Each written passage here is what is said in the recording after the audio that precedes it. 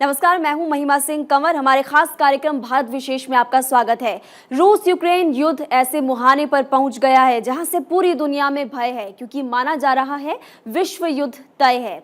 Ukraine पर हमले के महीनों बाद रूस थोड़ा सा शांत हो गया था, हमले कम कर दिए थे, लेकिन अचानक से रूस को क्रीमिया से जोड़ने वाले कर्च ब्रिज को उड़ा दिया गया, जिसके बाद रूस ने यूक्रेन के 10 शहरों पर मिसाइलों की बारिश कर दी। अब क्रीमिया ब्रिज ब्लास्ट मामले में रूस की एजेंसी एफएसबी ने 8 लोगों को गिरफ्तार किया, जिसके बाद माना जा रहा है कि इन आरोपियों से पूछताछ के बाद रूस की आक्रामकता और ज्यादा बढ़ेगी।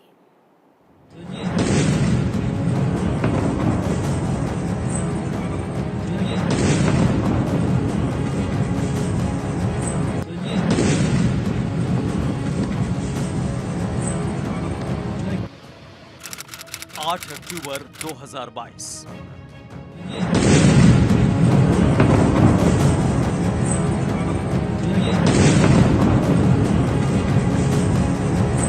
रूस को क्रीमिया से जोड़ने वाले कर्च ब्रिज पर भीषण धमाका होता है।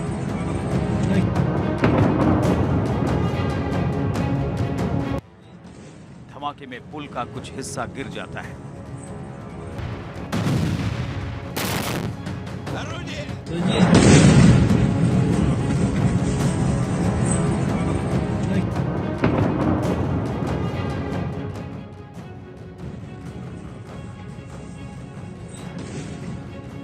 कर्च ब्रिज पर धमाके के बाद रूस ने बदला लेने के लिए यूक्रेन पर ताबड़तोड़ 80 से ज्यादा मिसाइलें दागी, जिसने यूक्रेन की राजधानी कीव समेत कई शहरों को तहस नहस कर दिया।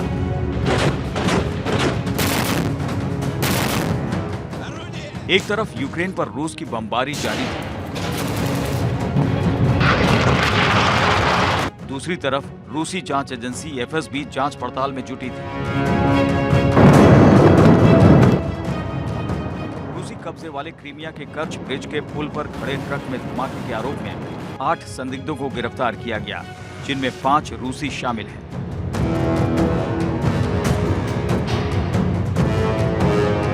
इसके अलावा यूक्रेन और आर्मेनिया के 3 नागरिक गिरफ्तार हुए हैं।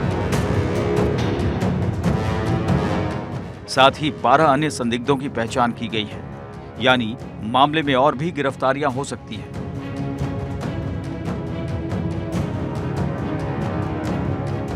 एफएसबी के अनुसार क्रीमिया ब्रिज पर हमले के पीछे यूक्रेन मिलिट्री इंटेलिजेंस और उसके डायरेक्टर किरिल बुदानोव का हाथ है। हालांकि अभी तक यूक्रेन ने इस हमले की आधिकारिक जिम्मेदारी नहीं ली है, लेकिन कुछ यूक्रेनियों ने इस पुल पर हुए हमले का जश्न मनाया है। कुछ मीडिया रिपोर्ट्स में भी हमले के पीछे कीव का हाथ बताया जा रहा है। रूस की एजेंसी ने कहा कि विस्फोटकों से लदा कार्गो ट्रक जब अपने मिशन पर था, तब पूरे रूट पर यूक्रेनियन मिलिट्री इंटेलिजेंस की नजर थी। यूक्रेन के खुफिया अधिकारी लगातार इस ट्रक के मूवमेंट पर नजर बनाए हुए थे। ट्रक में विस्फोटक प्लास्टिक फिल्म रोल में रखा गया था, जो अगस्त में यूक्रेनी बंदरगाह ओडेसा से निकाला गया और बुल्गारिया, जॉर्जिया और आर्मेनिया होते हुए रूस लाया गया। क्रीमिया के ब्लास्ट के बाद पूरे युद्ध का की जो दिशा और दशा दोनों हैं वो बदल चुकी है। रूस इसको एक जातीय हमला मान रहा है अपने देश के ऊपर, और ख़ासकर क्योंकि पुतिन साहब का ये बड़ा पेट प्रोजेक्ट था। रूस ने अपने आक्रमण तेज़ किए हैं, उससे ये जाहिर होता है कि अब यूक्रेन को और सतर्क रहना पड़ेगा। मीडिया रिपोर्ट्स के मुताबिक जिस ट्रक में धमाका हुआ था, उसका मालिक 25 साल का एक युवक है जो क्रीमिया का रहने वाला है, और उसका कहना है कि वो इस साजिश में शामिल नहीं है। उसका चाचा ट्रक ले गया था जो धमाके में मारा गया। एफएसबी का दावा है कि क्रीमिया ब्रिज को उड़ाने की साजिश अगस्त में रची गई थी, जो आरोपियों ने पूछताछ में कबूल की है। विस्फोटक को पॉलीथीन लिपटे 22 कंस्ट्रक्शन पैलेट में छिपाकर रखा गया था, जो 29 सितंबर से 3 अक्टूबर के बीच आर्मेनिया के यरवन टर्मिनल पर पहुंचाया गया, और 7 अक्टूबर को ही कार्गो रूसी नागरिक मिखिर यूसुबोव के ट्रक पर लादा गया था, जो सिम्फेरोपोल से रवाना हुआ और क्रीमिया पुल पर सुबह 6:03 पर ब्लास्ट को अंजाम दिया गया। यूक्रेन की ओर से रचे इस हमले में 23,000 किलो विस्फोटक का इस्तेमाल हुआ। कर्च ब्रिज, जो कि ज्यादा फेमस है, क्रीमिया को कनेक्ट करने वाला डायरेक्ट ब्रिज विद रशिया, अपने आप में इसके ऊपर जो अटैक है, इसे रशिया आसानी से नहीं लेगा। बोला ज़रूर जा रहा है कि टेररिस्ट अटैक की तरह, बट ये उनकी प्रेस्टीज पर अटैक है, ये उनके प्रेसिडेंट पुतिन की ड्रीम प्रोजेक्ट के ऊपर अटैक है। ये एक तरीके से रशिया इसे अपना प्रेस्टीज पॉइंट लेगा कि यूक्रेन हमारे ऊपर डायरेक्ट अटैक कर रहा है। यूक्रेन ने रूसी जांच एजेंसी एफएसबी की जांच को सिरे से खारिज कर दिया है। यूक्रेन की ओर से कहा गया कि एफएसबी और जांच समिति की पूरी गतिविधि बकवास है। एफएसबी और जांच समिति पुतिन शासन की सेवा करने वाला नकली ढांचा है। क्रीमिया अभी तक इस लड़ाई के बीच में नहीं था, जो रिसेंटली है, लेकिन अब अगर आप उसको भी इंक्लूड करना चाहते हैं तो ये अपने आप में बड़ा घातक सिद्ध होगा। और आप देखेंगे कि अब कुछ दिनों में जो रशिया के यूक्रेन के ऊपर अटैक हैं उसकी तीव्रता में बहुत तेजी आएगी, बहुत घातक अटैक होंगे। Intensity of attacks will be of very high intensity. अपने आप में अब ये युद्ध को एक तरीके से अलग लेवल पर ले जाएगा। क्रीमिया के कर्च ब्रिज पर हमले में 4 लोगों की मौत हुई थी। साथ ही दक्षिणी रूस से कब्जे वाले प्रायद्वीप की ओर जाने वाली एक ट्रेन में कई ईंधन टैंकरों के अलावा 19 किलोमीटर लंबे पुल का एक खंड नष्ट हो गया, जिसके बाद सड़क यातायात को रोक दिया गया। कर्च ब्रिज रूस के राष्ट्रपति व्लादिमीर पुतिन का ड्रीम प्रोजेक्ट था, जो 2018 में खोला गया। ये रूसी सैन्य अभियान के लिए काफी महत्वपूर्ण है, क्योंकि दक्षिण यूक्रेन में लड़ रहे रूसी सैनिकों को इसी के जरिए आपूर्ति की जा रही थी। इस पुल के महत्व के चलते ही पुतिन ने इस हमले को आतंकी हमला करार दिया और 24 घंटे के भीतर यूक्रेन पर मिसाइलों की बारिश कर दी, जो अब भी जारी है।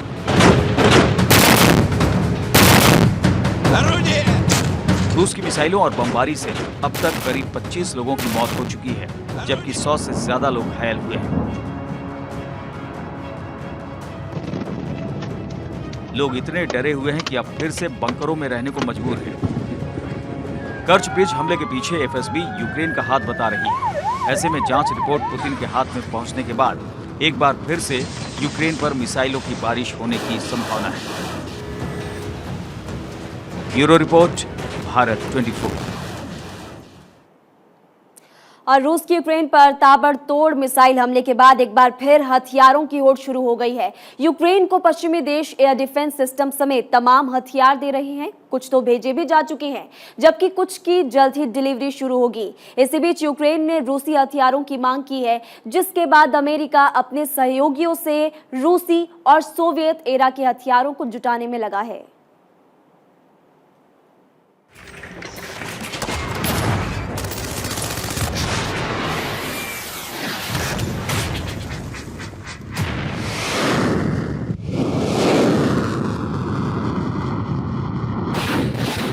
रूस के एक्शन के बाद पश्चिमी देश और नेटो चीफ ने यूक्रेन को लगातार मदद देने का वादा किया है, जिसके बाद यूक्रेन को मदद मिलनी भी शुरू हो गई है। यूक्रेन के सैनिक रूसी हथियार चलाने में माहिर हैं। यही वजह है कि अपने सहयोगी देशों से यूक्रेन ने रूसी हथियारों की मांग की है। यूक्रेन का कहना है कि यूक्रेन के सैनिक रूसी हथियार अच्छे से चला लेते हैं। अगर रूस को पीछे धकेलना है तो रूसी हथियार की जरूरत पड़ेगी।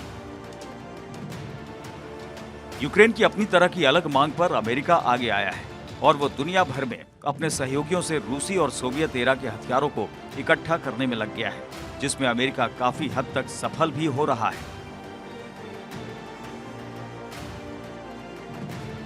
अमेरिकी विदेश मंत्री एंटनी ब्लिंकन रूसी हथियारों को जुटाने के लिए लगातार डिप्लोमेटिक कैंपेन चला रहे हैं, जिसके लिए उन्होंने Cambodia, Congo, Rwanda, Mexico, Colombia और पेरू का दौरा किया। लेकिन वो इन देशों को रूसी हथियार यूक्रेन को देने के लिए मना नहीं पाए हैं, जिसकी कोशिशें लगातार चल रही हैं। वहीं अमेरिका ने एक और चाल चली है।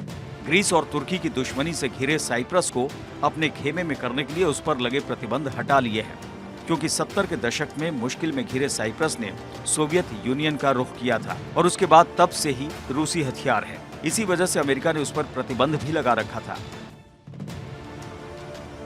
साइप्रस ने रूसी हथियार देने पर सहमति तो जता दी है, लेकिन उसने एक शर्त रखी है। साइप्रस सरकार ने अपने हथियारों के बदले नए और बेहतर रिप्लेसमेंट की मांग की है, जो तुर्की के हथियारों की काट हो। ग्रीस और तुर्की नेटो के सदस्य हैं। फिर भी साइप्रस से रूसी हथियार लेने के लिए अमेरिका ने प्रतिबंध हटा लिए हैं और अब वो अमेरिका से आधुनिक हथियार भी खरीद सकेगा।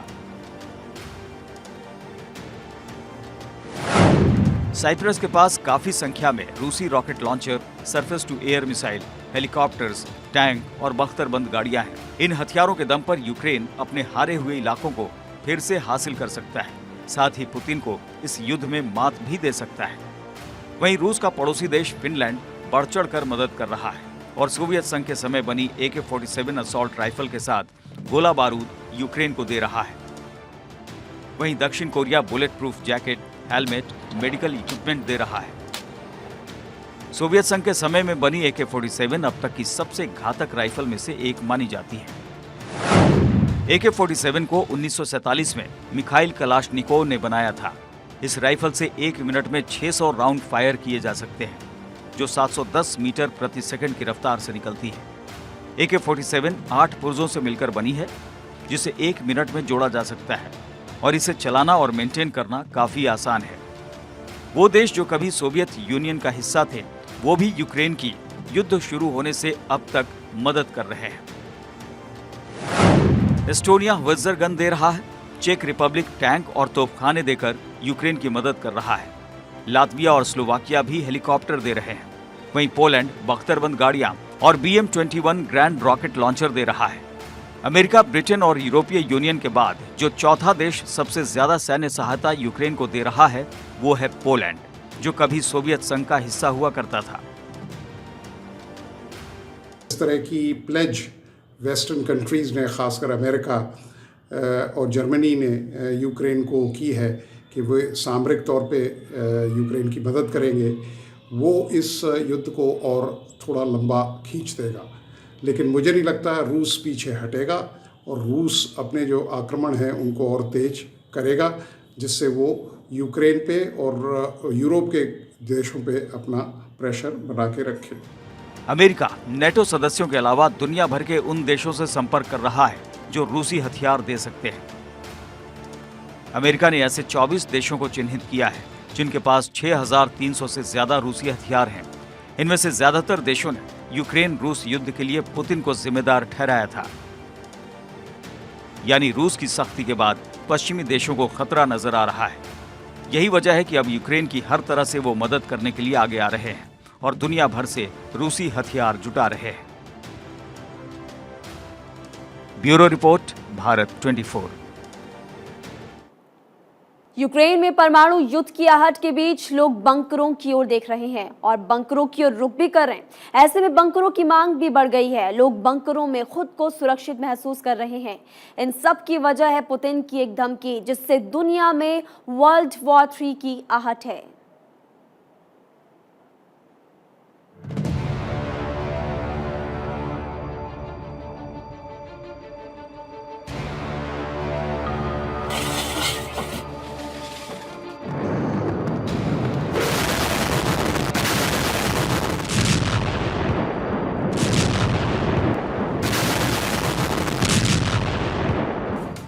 Three, 2, 1, fire! ये वो शब्द हैं जिन्हें कोई नहीं सुनना चाहता। ये उस महातबाही से पहले का शोर है जो शांत है मगर जोर है।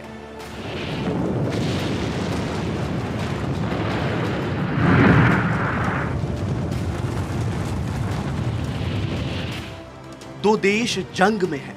जंग का मैदान खुला आसमान है और इन दोनों देशों के बीच बहती हवा में बारूद है।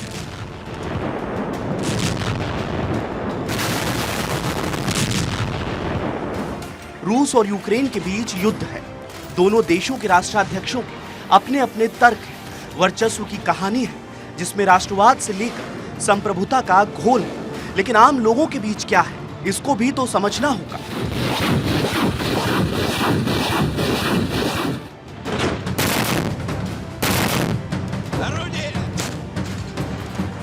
आम लोग जंग की जरूरत किस तरह समझ रहे हैं, ये भी तो समझना होगा।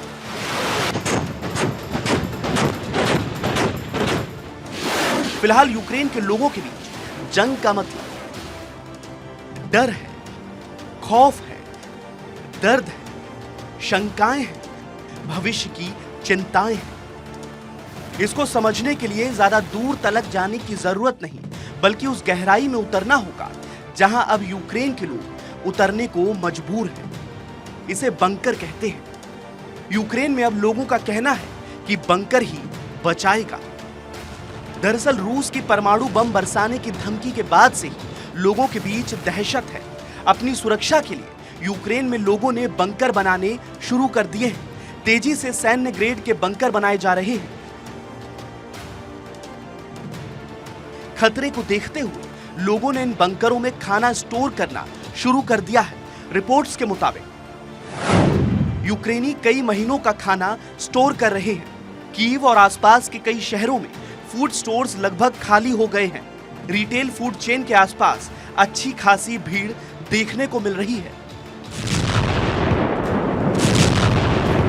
परमाणु हमले को लेकर खौफ का आलम ऐसा है कि फ्रांस की बंकर निर्माता कंपनियों का कहना है कि यूक्रेन युद्ध से पहले उनके पास बंकर्स के लिए एक भी क्लाइंट नहीं था, लेकिन अब बड़ी संख्या में बंकर्स बनवाने की मांग बढ़ रही है। अचानक बंकरों की बढ़ती संख्या की वजह दो बातों से समझ सकते हैं। पहले तो यूक्रेन का रूस क्रीमिया को जोड़ने वाले ब्रिज पर हमला, उसके बाद काउंटर अटैक में रूस की बमबारी। इन घटनाओं से युद्ध चरम पर पहुंच गया है। वहीं दूसरी तरफ पुतिन की धमकी भी दहशत पैदा कर रही है। पुतिन ने परमाणु हमले की धमकी देते हुए कहा था कि इसे मजाक न समझें।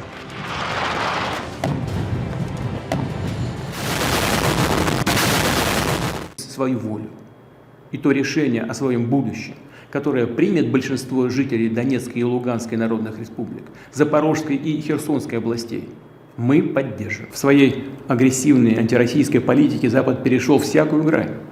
Мы постоянно слышим угрозы в адрес нашей страны, нашего народа. Некоторые безответственные политики на Западе не только говорят о планах по организации поставок Украине дальнобойных наступательных вооружений, систем, которые позволят...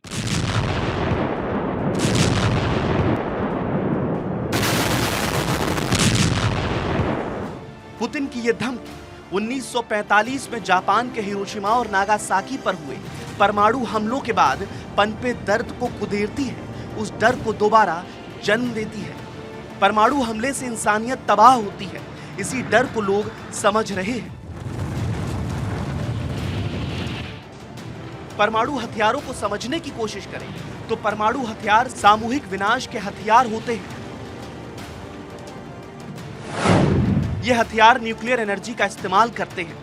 परमाणु हथियार दो तरह के होते हैं, परमाणु बम और हाइड्रोजन बम। न्यूक्लियर फिशन से विस्फोट करने वाले हथियार परमाणु बम होते हैं।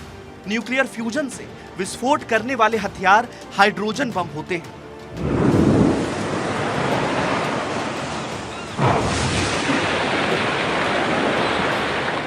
जंग हुई तो भीषण वाली बात नहीं है। यूक्रेन के लोग अपनी जान बचाने के लिए छिप रहे हैं, घरों में नहीं बल्कि बेघर होकर। वहीं पुतिन आक्रामक हो चुके हैं। जेलेंस्की भी अगर बंकर में ना छिपे होते तो युद्ध की शुरुआत में ही रूस उन्हें प्रेसिडेंशियल पैलेस से दबोच चुका होता। लेकिन अब बंकर की जरूरत जान बचाने के लिए उस हथियार से जो सब कुछ तबाह करने की ताकत रखता है। हालांकि परमाणु बम किसी भी समस्या का हल नहीं है। पुतिन जैसे दुनिया के शक्तिशाली नेता के दिल और दिमाग में शायद साफ हो, क्योंकि अगर न्यूक्लियर बम यूक्रेन पर गिरता है तो सिर्फ यूक्रेन नहीं जलेगा, इसकी जद में खुद रूस भी आएगा। जर्मनी, ब्रिटेन, फ्रांस, स्विट्जरलैंड पर भी इसका असर देखने को मिलेगा।